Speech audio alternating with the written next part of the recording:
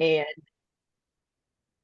thank you. And at that time, Dr. Jackson was already a phenomenal psychologist, and we hit it off right away. Um, and so I'm really excited that you are going to be moderating this session. My name is Dr. Candice Hargons, and I am running for American Psychological Association President-elect for 2027. And I'm really excited to have this conversation as the first of many with colleagues that I really respect and think the world of. So I'm going to introduce Dr. Jackson formally, and then Dr. Jackson, I'll hand it to you. Now, Dr. Jackson has over 15 years of experience turning conversations around mental health into actionable ecosystems of care. Serving on leadership advisory boards of the nation's top mental health associations and behavioral health startups, Dr. Jackson helps innovators drive the future of mental health in ways that are profitable while remaining firmly equitable, inclusive, and accessible to every individual that needs it most. Dr. Jackson consults behavioral health startups for post MVP to hypergrowth phases and designs innovative clinical solutions for high acuity and underserved populations. She is a respected speaker at conferences and roundtables around the globe and runs her own Houston based clinical practice that provides mental health thought leadership and strategy consulting, cutting edge digital mental health technology, consulting, and clinician case consultation. Dr. Jackson is past chair of the APA Mental Health Technology Advisory Committee. She holds a PhD in counseling psychology from New Mexico State University and an MA in clinical mental health counseling from the George Washington University. Please join me in welcoming my esteemed colleague, Dr. Jessica Jackson. Thanks, Dr. Hargons. Yeah, I'm so excited for this conversation. Um, Before we get started, and I introduce all of the panelists, I saw something in the Q&A. So there, we did have a slight technical difficulty coming on.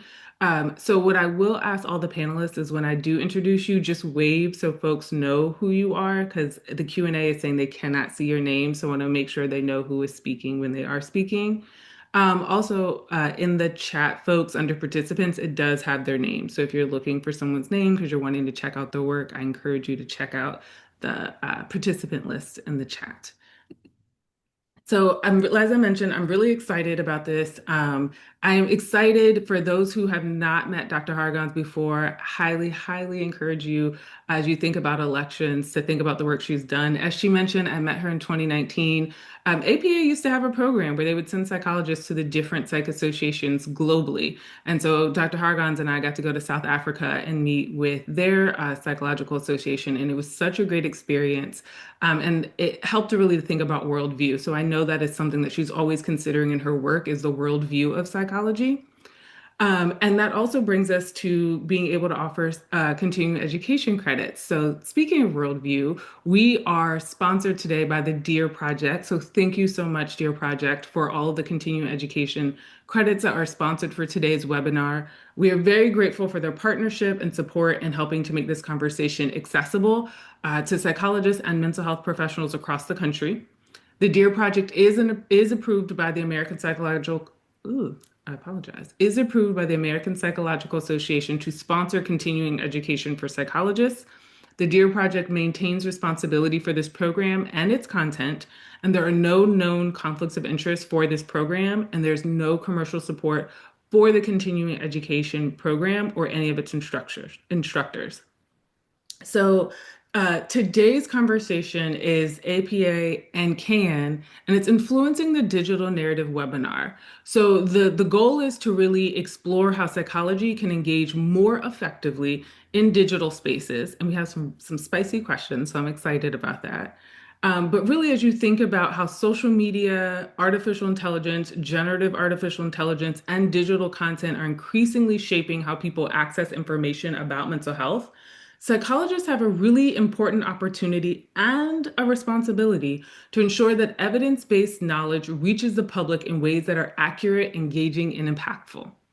So, before I introduce all of our speakers who are going to kind of share a little bit about that for the panel, I do want to just go over a few logistical reminders. One, that the webinar is being recorded. We do encourage you to submit questions. There is time for Q&A today, so please submit questions through the Q&A feature on Zoom. I know several of you have already seen that, know how to use that, and so I will make sure that we have time to answer those questions. And if you are seeking the continuing education credit, please be sure to follow all the instructions provided by the DEAR Project regarding attendance verification and the evaluation completion. Following the event, DEAR will administer the feedback form and send out the continuing education certificates. So now let's jump in. First, I want to introduce Dr. Justin Puder. Dr. Justin Puder is a licensed psychologist and content creator living in South Florida.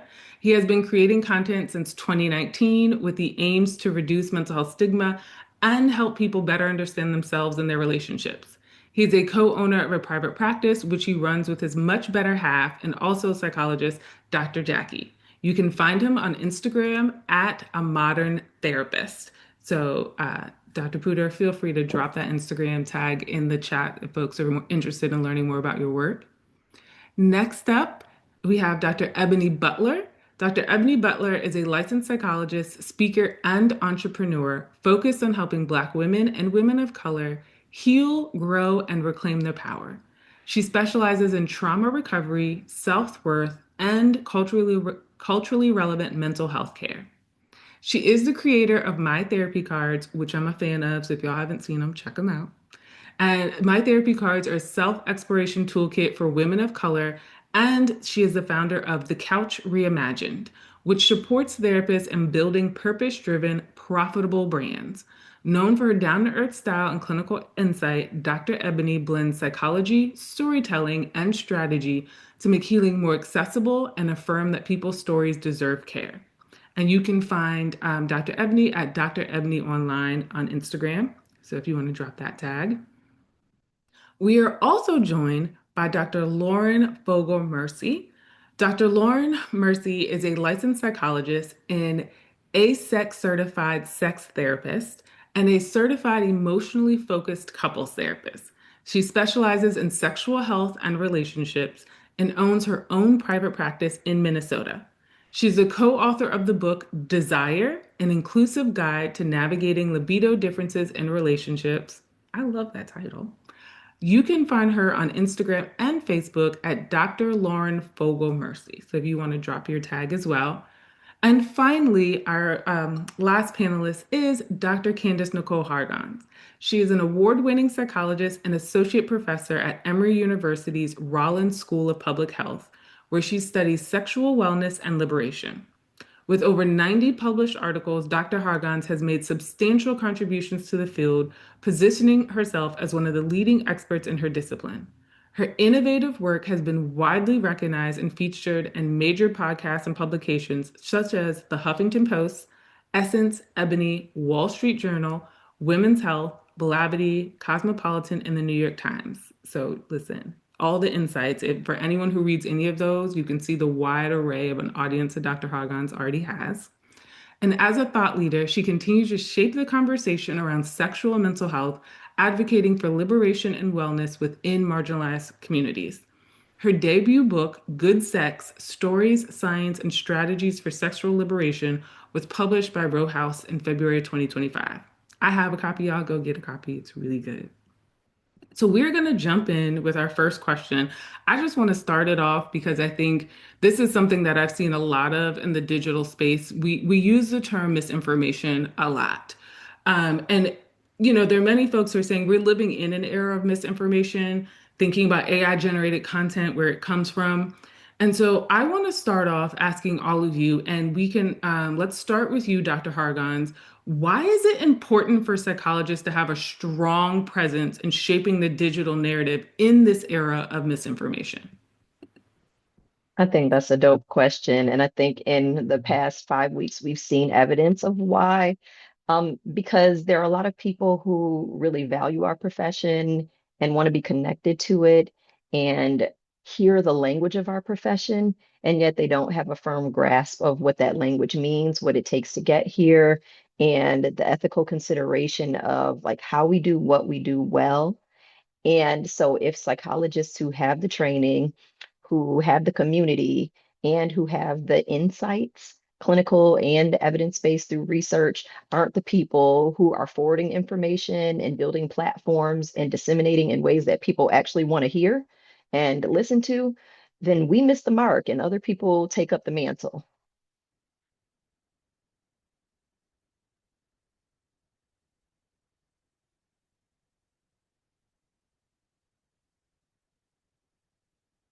Dr. Ebony, what about you? What are your thoughts about this?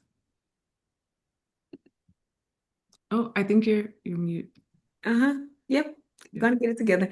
So I have a lot of thoughts about the subject, and I think these are really good questions and a really great topic. So thank you all for doing this. Like Dr. Hargon said, people value what we say, but in the recent weeks, we can also see how the social media game of fast information, quick timing, sound bites have kind of been what people catch on to. What we're seeing the effect of that in the past couple of weeks. So social media is an algorithm game. It's a how quick can you get on top of the subject? How fast can you post? How much traction can you get? So there's a lot of activity. It's activity driven, engagement driven, and I think that in a quest to kind of like be the first to say it, get the most engagement, we're putting out very surface level, simplified information for very complex issues. And social media, I don't think it's a platform where we get a chance to really talk about things in depth. I've heard a lot of us say nuance is lost when it comes to social media, and that's what we're seeing. And that's how we've gotten to where we are now, where people are like, wait, who said what and who did what and who are they? Because we've allowed misinformation and playing the game of quick, fast information and engagement to rule rather than evidence, science, really complicated theory, complicated thought to be at the forefront. Those are my Yeah. thoughts about it. Yeah. Dr. Justin, what about you? Why do you think it's so important for psychologists to be involved in, combating some of this misinformation online? Yeah, thank you so much for having me. Super grateful to be part of this conversation. Such an important conversation to have. Um, I I really believe that technology, businesses, and social media platforms and businesses don't ask the questions that we ask as mental health professionals and psychologists. Most, if not all, are profit driven, and they're not curious about impact like we are, of who does this impact in what ways. And so I feel like we are the ones that ask those questions and believe in research and collecting data from diverse samples and sort of getting to the bottom of what is the impact of AI? What is the impact of short form content? And so I feel like we're privileged to have this education, to collect the data, to run the research, to sort of get to the bottom of a lot of things that the general public can just assume this social media platform or this AI exists, so it must be good for me. Everyone's using it. But we're the ones that actually get to the bottom and see, is that true and for who? Yeah, absolutely. So really making sure that psychologists are using the skills that we have, but also being mindful of the time, like Dr. Ebony mentioned. And Dr. is it Fogel Mersy? Is it both of them? I'm Fogel not Mersy, yeah, Fogel thank you. Mersy, yes. Yeah, and What were also your thoughts? I'll parallel, thanks for having me. I'm really honored to be here with you. Um, yeah, I think we all know that we're living in a time where there's so much misinformation, disinformation, lack of nuance, and things that are really quick to digest are the ones that seem to be most viral and most digestible for people. And so I think now more than ever, we need more voices that do have this level of expertise and training to speak up and actually position ourselves in a way that says, "Hey, there's more to some of what you're reading online. Here's the evidence. Here's the citations. Here's the nuance. Here's the correct terminology." Because if we're not doing some of those things, it's not coming from anywhere else. And so I think that that's become, unfortunately, a great responsibility for psychologists in the field is to establish more of a presence online, which is challenging in a landscape that is just so counter to so much of what we have been trained to do, which is to be thoughtful and nuanced and think about impact and to not offer, quick fixes to complex issues. So I think, it's trying to toe the line between meeting people where they are and making it, interesting to people, but also trying to maintain the integrity of the information. Yeah. And I think what I'm hearing from all of you, it's a skill set. It is a skill set to take really complex information and try to translate it for an audience that's at different levels. You never know who's in your audience, right?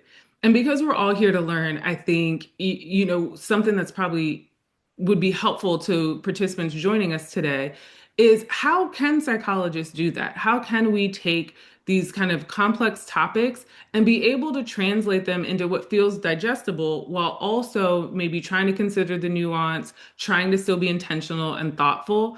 So if you have tips that you can share with folks who are joining, who are saying, I want to be a part of the conversation, what are ways that I can do that and still feel good about what I'm putting out there? So maybe we can start with you, Dr. Puder, to get started, and then everyone can kind of jump in with some of your tips for folks to share information. I think it takes a lot of practice. It takes a lot of repetition. I think there can be maybe a bit of a pompous assumption that because we're well versed in this knowledge that we should sort of be good at disseminating. And I don't think that equates. And I know we'll get into talking more broadly about sort of what we can learn from influencers and content creators, but I'm really passionate about this, that I think it takes a lot of practice to how do I participate in what we know is the number one form of content, short form content, under 60 seconds. How do I make a point that can be helpful, accurate, and true, but not sort of it get lost in, well, maybe sometimes for some people, and sort of like lose the message? Because people want information, they want to be helped. And it takes practice to how can I narrow this down in under 60 seconds, provide something that's accurate and real, but also using the caption and sort of using the comment section to expand upon, because we all know there's no way you can sum up anything within our field in 60 seconds. Impossible. But can you make one point that has someone curious, interested, and maybe is helpful that you can learn more, expand within the caption, within the comments? Because I feel like that's where a lot of the dialogue takes place, is getting in the comment section and expanding from there. What are other tips you all have to share? How? One of the Oh, things that I would, oh, go ahead. I'm sorry. no, you got it. One of the things that I would say is pretty much along those same lines, but figuring out how to take complicated and complex information and give it to people and meet them where they are. I think a lot of us are so used to being precise. We learned that through grad school, we learned that through training, and it's really hard to turn that off and really hard to kind of talk to a big group of people. We know how to talk when we're in a room with our colleagues. We know how to talk when we're in front of the audience that we've selected and who've selected to opt into what we share. But when we are talking to everyone, and everyone across social media has the opportunity to engage with what we're saying, a lot of things can get lost. And I think we need to understand, one, storytelling, which I know we're going to get into this, like Dr. Puder said, but what I think influencers do so well is storytell. And I don't think that we know how to do that as well when we are used to speaking in very scientific terms. We are used to speaking in very kind of like factual terms, and things we kind of take the long route to get to a place sometimes. Even though in writing we've learned to be concise, we still kind of struggle with that a lot. And I think what keeps a lot of us from sharing information is feeling like we don't know how to match an influencer's level of communication. Mm-hmm. I mean, you said what I was about to say. The only thing that I would add is that remember how we spoke before we went through years and years of graduate training? Mhm. Yes. That is our mother tongue, and it is a valuable way of speaking. And so, in the effort to become psychologists, I think sometimes we forget that there are many ways to say the same thing, and that the academic way or the clinical way shouldn't be the privileged way. And so if we start talking like we want to talk to our grandmothers or to our homegirls or, to people in our families who will never read our peer-reviewed research and who will never be in a clinical session with us or in a consultation, I think that's one step in the right direction. Remembering it as valuable language, remembering it as a way that most human beings who don't have this many degrees talk, and not feeling like you have lost something because of it, that you've maybe gained a part of yourself that you set aside. Yeah, absolutely. Anything to add, Dr. Fogel Mersy? Any tips you have? I think something that I've tried as I have been sort of grappling with these questions for years now is, taking some of the things that we know work, the, engaging stories or infographics or some of the bite-sized pieces that we can take away from research, highlighting that, but then expanding on it as Dr. Puder said, like in the caption or adding some commentary to it so that the initial thing kind of draws you in, like, look at this, infographic that kind of sums up some of this research, but then let's dig in. And I think sometimes we're so quick to say people don't want to take the time to read or there's no attention span or this or that. But I also think that there are many people who are hungry to learn more and actually do want to take the time to read the caption or click the link to learn more. And so I think we should not be too quick to forget that even though many people may not, there are also going to be a host of people who will do a deeper dive or, where you can at least provide some of the source material. So I think we can kind of collaborate in doing both, some of the catchy titles or the, digestible content. And then here's where you can find more in the caption, in the commentary, in the link provided, so that we speak to sort of both sides of it. Yeah. The takeaway I'm taking from this is that as psychologists, we don't lose these other skills that we have, right? Like, how do we integrate them or combine them? And it can be difficult. For folks who've gone through grad school, you might have had an advisor or somebody who wanted you to write a very specific way. So you kind of got used to communicating in that way. And it's like, how do I step outside of that and think about how I can communicate with people in my community or how I would talk to someone in my family? And I think that there's a lot that we can learn from, how digital creators think about this, right? Because that is kind of their bread and butter. Like they figure out, how do I build a relationship with folks? How do I communicate with people from all different walks of life? Which is also a part of what CAN is, the campaign. What CAN is focused on is, being inclusive for everyone. So, what are some things that you think psychologists can learn from influencers? And maybe what are also some things that psychologists can teach influencers? Like, how do we help to improve that relationship so it's not just on psychologists to share the information, but we're working kind of collaboratively together? That's the Dr. main that's the main focus of one of my presidential priorities, which is a psychology times influencer fellowship, because I do think that we have some very valuable information that we can share with influencers, especially if you're the type of person that's like, I don't want to be that. That's not what I signed up for. I'm not at all interested. Maybe you're just establishing relationships with people who are influencing in your area and providing them with the evidence base that will help them be accurate.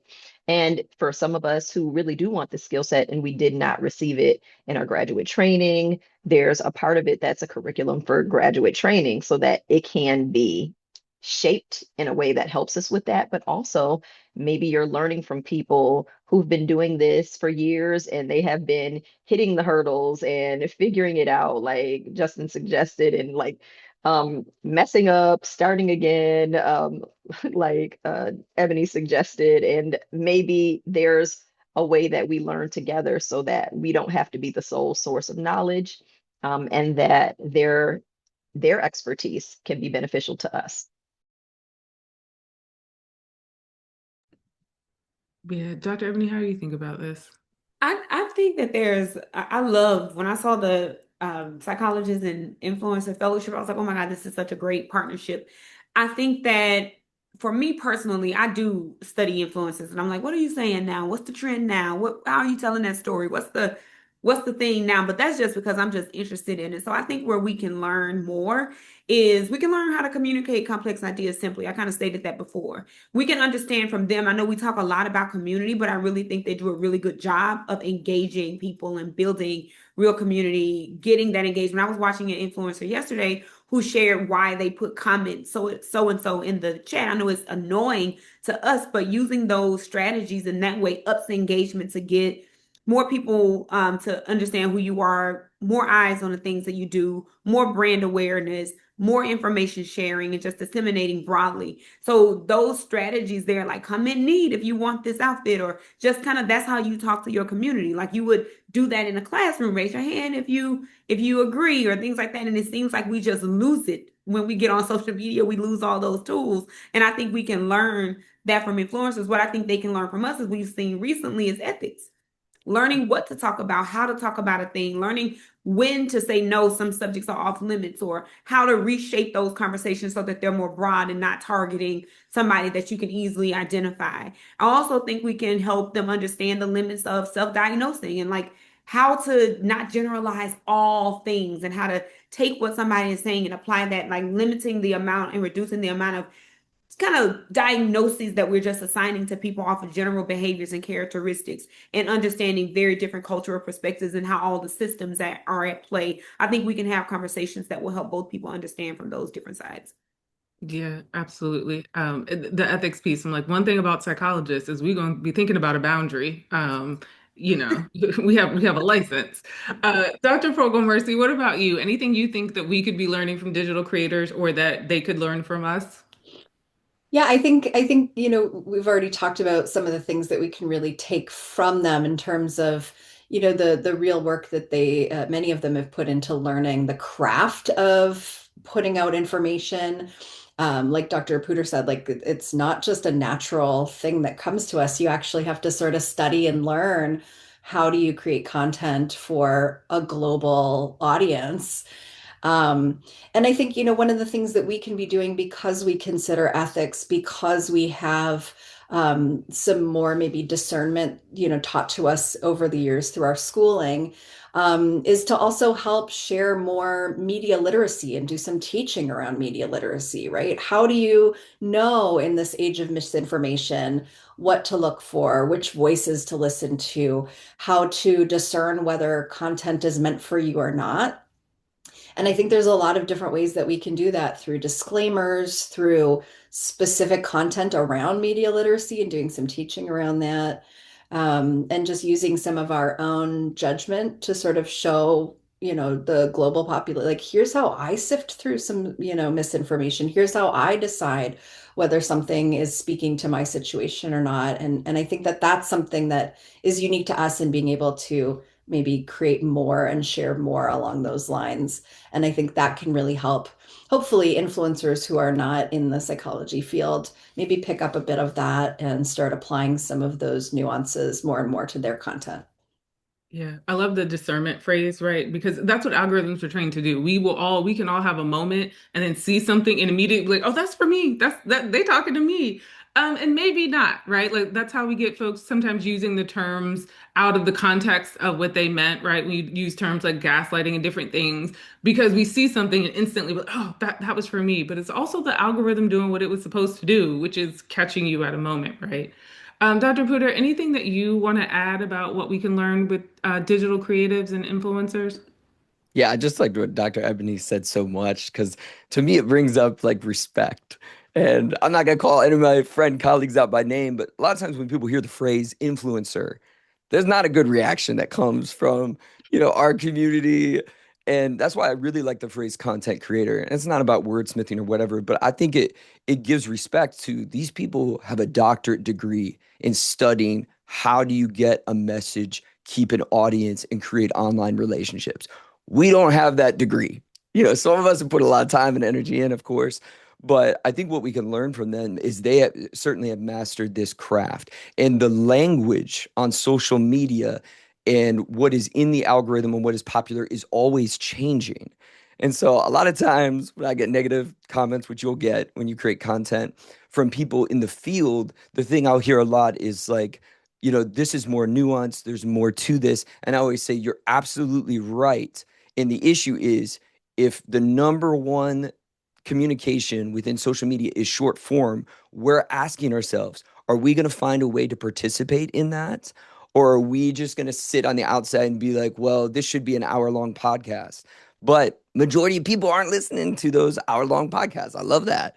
But it's finding these ways to respect what content creators sort of put in and have figured out, and how we can participate. And for me, what I feel like we can add is, like, a lot of times when I'll see what is sort of misinformation adjacent, where someone could hear that, and I understand why, someone phrased it the way they did, because it got a lot of attention. But in just sort of changing a few words here and there, I feel like it could be a more accurate statement of sort of like, can we lead with my experience with anxiety has been, versus saying, if you want your anxiety to be decreased. We've all seen those videos. But I think a lot of times, again, what we could provide is like the impact behind the scenes when all these millions of people look up to you. And you're saying, if you want to decrease your anxiety, it's like, can we just add a little more nuance, a little more context, and your video will still perform great. But these are just the things we observe that I think about, like, how could we add a few words here that more, relate to what the research says and sort of will do less harm, which I know is something obviously we think a lot about as psychologists. Yeah, absolutely. And your point about, do we want to be a part of the conversation? And I think that's something that psychology needs to wrestle with a little bit. There may be folks that we reach in long form, but who are we missing, right? And to your point, not everyone's going to listen to a podcast. I know I don't. Unless it's something I'm really interested in, that's an hour of my time. I don't know. But there are things I will learn little pieces about on social media, to the point that you all kind of shared. I have a few more questions for you all, but I do encourage folks to share any questions you have in the chat. If you're thinking about how you want to join the conversation, on social media, if you have questions for our experts here about how they've kind of started to build their own community, some of the things that they've shared, if you have thoughts about psychology and the role of, misinformation, please share those in the Q&A, and we'll make sure to get them to our panelists. My next question, though, is a slight pivot, because we talked a lot about the benefits, and I do think there are plenty, right? We are, even within the misinformation, we are reaching audiences that psychology could not reach before. The folks who are not coming into a clinic, the folks who are not saying, I need professional support. That is the work that all of you are doing. What are some of the risks, though, to being able to engage in that work, without being able to ground it scientifically? Like, I've heard you talk a lot about, we need to consider the nuance, we need to be intentional and thoughtful, but why? What is the risk if we do not do that, for how we will reach folks? And anyone can go first. If you have an immediate thought, just jump out there. I was going to jump in and just saying that I think one of the unique things that we have as psychologists, especially if you're practicing clinically, is we're seeing some of the impact in the room with our clients that many content creators and influencers may not be seeing or hearing directly, or they're hearing about it maybe through the news or through online forums. But we will see, especially like I work with couples, so I will see the impact of somebody who's consuming a lot of online content. They are diagnosing their partner or their family members, they're misdiagnosing or misattributing labels. And what can happen is that I think there's something that can really get in the way of relational skill building. And being relational, is, if we take too much of this in and we're constantly dissecting and diagnosing and pathologizing and overanalyzing everything, it can actually be counter to relational health, as well as also just kind of being consumed mental health wise by all of this information. So I think we just have to be thoughtful about, how, again, the impact and how we put information out, because there's sort of the double-edged sword that some labels and some diagnoses and some is really helpful for some people and really validating, and can also have the other effect, which is be used inaccurately or even weaponized within relationships with others And so I think that's what I see in the clinical room is sometimes unintentionally the weaponization of some of these concepts because they're not being fully understood or used with clarity. I think one of the things that I'm seeing, I do ADHD and autism assessments. In addition to that, I see because there's so much pathologizing just normal human experiences, I do see just kind of like trust being eroded, trust and expertise just going down. So you will have people come in because they've learned a thing on social media and find issue with the actual assessment process, and then the trust and the accuracy of that is eroded because a lot of people have this false sense of certainty around like, no, I saw it, and this person said that's their experience. So I absolutely meet the criteria for autism, and they just don't understand how the clinical nature of assessment works, and they don't understand how the clinical nature of ADHD works. And also, I would even say it's the general public. Some therapists don't understand. And so you have therapists who are heavily consuming this information as well and telling their clients, no, you do meet criteria rather than just saying, hey, I think we need to set up a formal assessment for you. I think the trust is being eroded there significantly because social media is now the place that gains the credibility, and in the clinical room, that is not happening. And so you're fighting with clients around just kind of the accuracy of it. So it goes from being a validating process to one where there's a power struggle Yeah. in the I room. think something that the both of you speak to is this idea of also folks taking language without definitely understanding it, right? And how it can be used. And, Dr. Ebony said pathologizing behavior, right? Like that is a rise that I see. You can be having a bad day and somebody's like, are you depressed? It's like, no, somebody just got on my nerves. Like I'm just having a bad day, right? And because folks are picking up on this, that is a different, even I would say different thread of misinformation. It's like, because the term is correct, but how they're using it, the context is incorrect, right? Dr. Hargons, Dr. Puder, what do you all think about some of the risk? Dr. Puder, feel free to chime in first. I'm really sitting with something Dr. Ebony just said, and I want to come back around to that in a moment. Yeah, I don't know that I have a ton to add. I just think I've certainly seen, oops, I'm still here, right? Yeah, yeah, okay. My computer just went completely dark. I have no idea why. Technology. I just think I've experienced this, of course, as a therapist, of people coming in. I work a lot with teenagers where they come to conclusions based on their algorithm. And it's unfortunate. And we all know like therapy is a privilege. Not everybody, is fortunate enough to be in front of a professional. But I do warn that a lot when I go live on social media of like, just because the algorithm is feeding you something doesn't mean it's accurate to your life. It might be picking up on one or two little nuanced things, but in turn, again, that could be pointing in a different direction. It could be indicating trauma instead of, ADHD or something like that. And I think that's unfortunate because we all can get consumed by the algorithm. Like no one's immune to that. But I think when it sort of we rely on that for an accurate assessor, it's sort of like trying to come conclusions in our own mind of like that's not always accurate as well. So it's something that I just sit with a lot of like, I think people come to conclusions a lot of like, if I'm getting all this ADHD content, well, it must mean this for sure is the most accurate thing to my life. Thanks for sharing that. So when you were talking about people discrediting our work as one of the risks, I think that is the territory that a lot of psychologists, especially people who are practicing regularly with clients and have built their livelihood around that, and people who are conducting research and seeing research defunded and socio-political climate basically eradicating bodies of research and basically insurance companies devaluing your work alongside it. It gets demoralizing for psychologists to continue to do the good work that we're doing.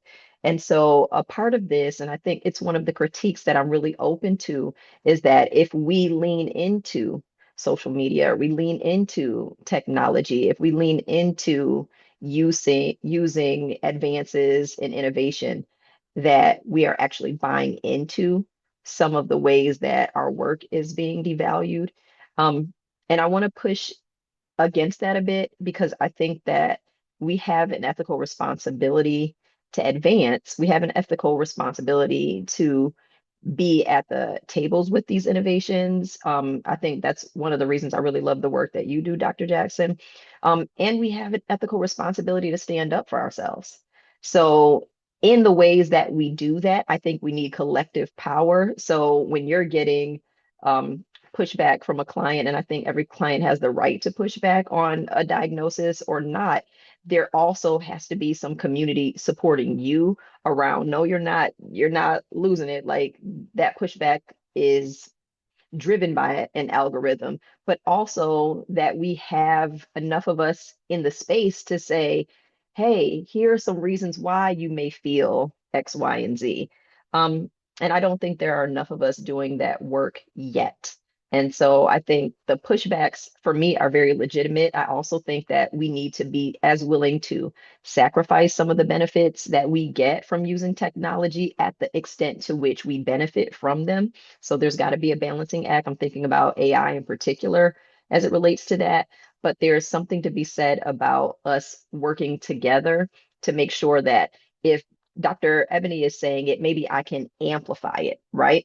So it shouldn't be Dr. Lauren in a silo working with couples. It should be okay. Dr. Lauren is in community with five other psychologists or people who have training who, when you put something out there, it's going to go to my community too, and my network too, and my network too, so that it does catch fire in an algorithm, so that it does have a little bit more weight behind it than just one person saying it.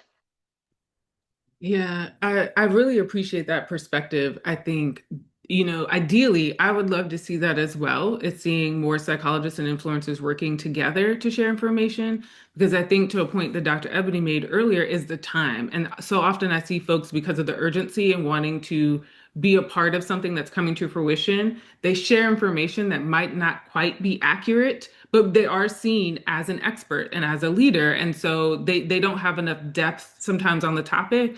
And what would it look like if we did more collaborations and work together? So we're bridging that. We're bringing different types of depth and nuance to a conversation and sharing it and still being able to do it at speed, but not feeling like we have to do it alone, right? So my last question for you all is thinking about kind of like your ideal, right? Before we jump into, and we do have some Q&A.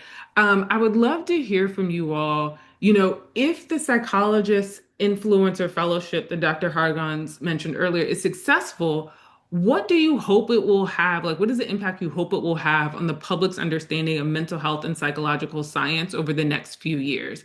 So maybe if you can share kind of in one sentence your hope for the collaboration between psychologists and digital influencers. And Dr. Puder, we'll start with you and we'll end with Dr. Hargon. Yeah, I just love everything about the campaign. If there was one thing I would pick, it would increase trust. And I think that's something that has eroded for many, many reasons, recently, especially in the last 2 years. But it would increase trust in that us professionals, that we can relate, connect with diverse individuals, be a part of the conversations in the community, and sort of meet people, exactly what's been said, meet people where they're at. And that sort of like science doesn't have to be something that's like bougie or unreachable, or I don't trust that. I think that's been one of the biggest surprises I've felt in the last 6 or 7 years, is the erosion of trust in science.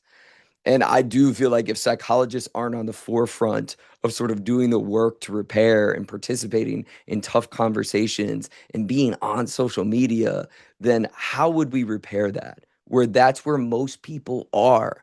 They're not coming to APA. So that's why I just love everything about the campaign. But if there's one word I could say, it would be trust. Dr. Ebony? Yeah, I'm just hoping that we can create a shift in how we talk about mental health online, and a shift in how we host events in the community, because a lot of those are mental health, but we are not on the panels. The people with the expertise are not there. It's the influence. So cultural shifts in how we do this online and offline. Dr. Fogel Mersy? Yeah, I think I would just add the parts we've talked, like the media literacy and the discernment, right? I'd love to be able to really increase people's ability to trust it in also sort of discerning what's trustworthy, right? how do you increase trust? You also have to be trustworthy. And so being able to help just add some of the credibility and the voices and the evidence-based knowledge to what's already out there and just helping people say like, how do you sift through all of this information? Yeah. And Dr. Hargons, what do you want to see happen from the success of this fellowship?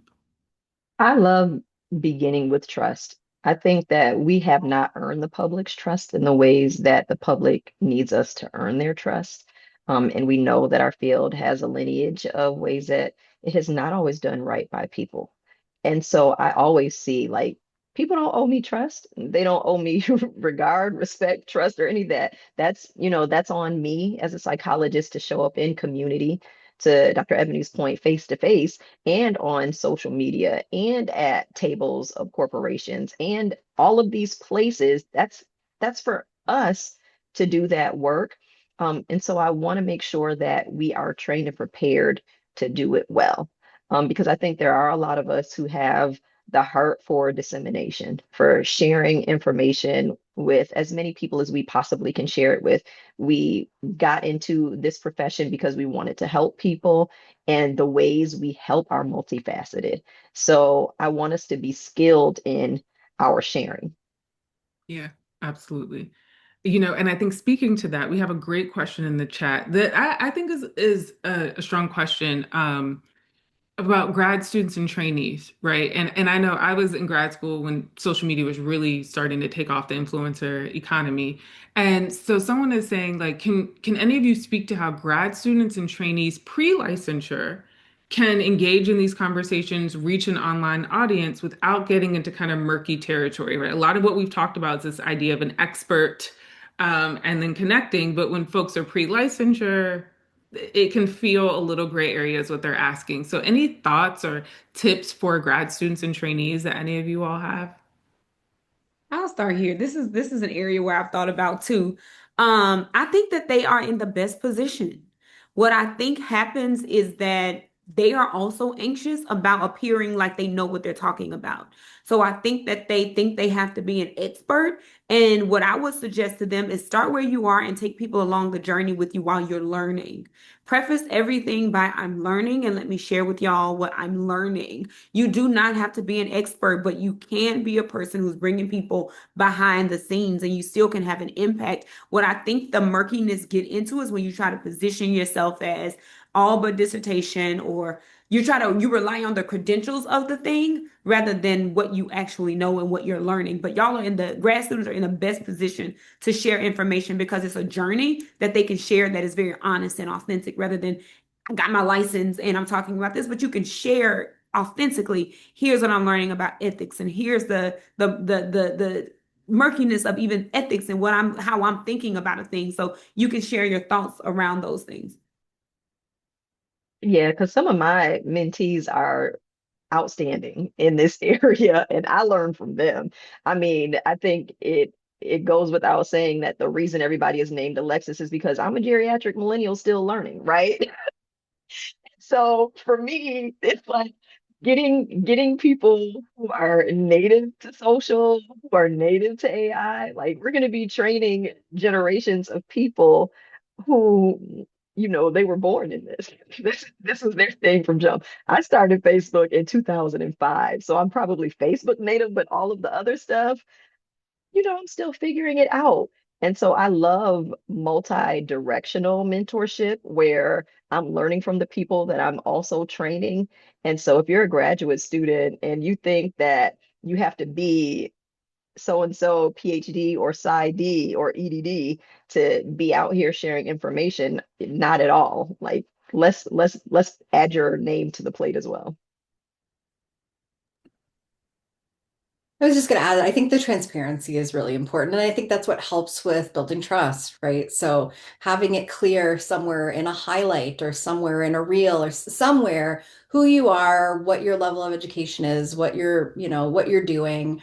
And I think that that really makes a difference between people who are speaking from a place where they're presenting themselves as maybe more advanced or more expert than they are, from just saying exactly what you're saying, here's where I am, here's what I'm learning, here's the stage in my process. And if that's clear, I think that that really helps to avoid some of the murkiness that could otherwise be easy to trip into. We have about 5 minutes left, so then I'm going to ask you all one kind of rapid fire question, one sentence. Today, we have an audience today. What is one thing that they can do today to start being a part of the digital narrative or to improve it if they're already a part of it? What is something that you are like, if you start doing this today, you will better influence the digital narrative? Dr. Puder, I'm going to put you on the spot. We'll start with you and we'll end with Dr. Hargan. Participate. And that doesn't mean you have to create the content. Being a part of the comment sections and being a part of the conversation in any way on social media is a huge impact. And I often tell people that they're like, I'm interested in creating content and this and that. And I tell people, I'm like, observe, see, what's happening out there, how the conversation's flowing, and participate in it. The comment section is where everything goes down. The content's the content. And I try to warn people that that's great and that's good. The comment sections are when true things are being hashed out. Things are being figured out. Sure, there's a lot of fighting going on, but I think that's where the engagement is. So I would tell people of like you can participate even if you're not at the point of creating content. And if you do ever create content, know that's a journey like any other journey. And it takes a lot of reps and a lot of time. And the more authentic you can be, and you can let as much of your personality or as much as your life into it as you want. There's always boundaries. But as authentic as you can be will keep you creating content the longest in what I've observed. Thank you. Dr. Ebony, what's one thing they can do today? Show up. Show up. You can get a faceless account. You can do video footage and then do a voiceover after. So a lot of people have a lot of anxiety around, I don't want my face. Take footage while you're out and then just you can be eating ice cream and just put a thought that you have over that and it can be faceless. But definitely share. Threads is a good place to start engaging in the comment section to actually really be a part of the conversation with real folks. And really show up and lose the idea that you're separate from the community and that because we have credentials, we can't share on fun topics. You don't always have to be talking about mental health. Comment on the hair threads, comment on the dating threads. This is how you get people to see who you are if you really wanted them to see you as human. Yeah, yeah. Dr. Fogel Mercy, tip. Yeah, I think I echo what's being shared in that there is not just one way to be online, and there is a way to find sort of your style, to maintain your integrity, to be ethical. And whether that's doing videos where you're talking to the screen, or infographics, or just sharing some of what you're working on professionally, there's a spot for you to just find sort of your way. And it's okay if, I mean, not all of us are looking for virality and trying to make a huge name. Some of us are just looking to be, like we're saying, part of the conversation, to have a presence, to have a way to dispense information online, or to let people just know that your practice is there and who you are. So I think, whether that's one format or another, just, finding your way online there's room to do it in different ways. Dr. Hargons, last but not least, what's one thing you want folks to do today?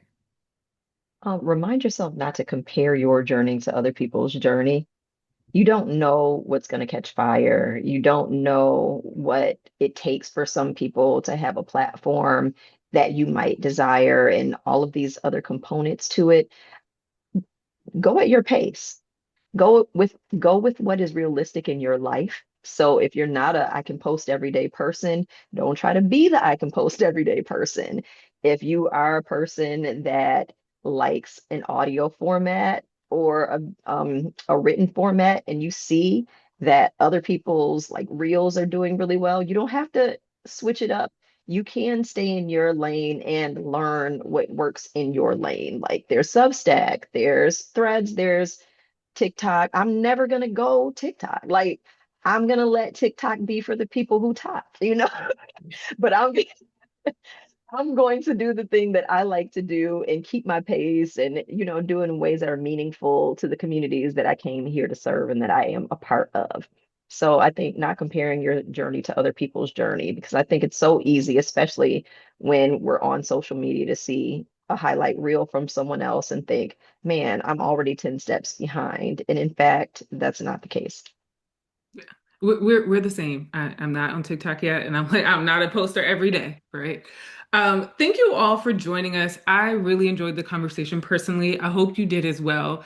And if you enjoyed today's discussion, please, we encourage you to stay connected with all of our panelists. We shared their Instagram and or Facebook handles in the Q&A, and then I think it was also shared in the chat. I can also be found on Instagram at Therapy is for Everyone.